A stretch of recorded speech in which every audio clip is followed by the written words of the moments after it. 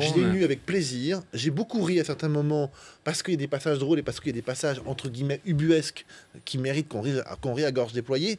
Et à plusieurs reprises, je me suis interrogé sur moi-même, sur la société médiatique, parce qu'il y a des pages entières qui sont consacrées aux éditorialistes politiques, aux chaînes d'information permanentes, au travail qu'elles remplissent ou aux missions qu'elles ne remplissent pas.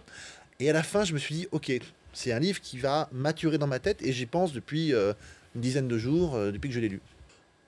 Chaque livre de Michel Houellebecq a dégagé et a monté en épingle une polémique.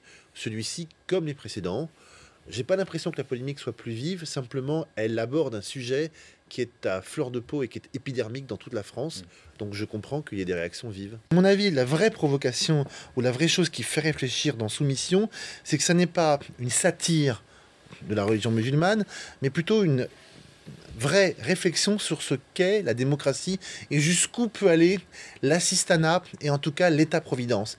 Il dit dans son livre, et c'est très dérangeant, le stade ultime de l'État-providence, c'est de se donner à une charia soft qui finalement va épouser les mêmes contours que ce que l'État-providence nous a offert à nous jusqu'ici.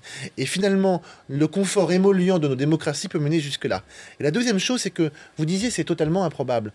Il le dit aussi lui-même. Hein. En 83, apparaît dans une petite ville qui est Dreux, un mouvement qu'on appelle le Front National, avec un candidat qui est Jean-Pierre Stirbois.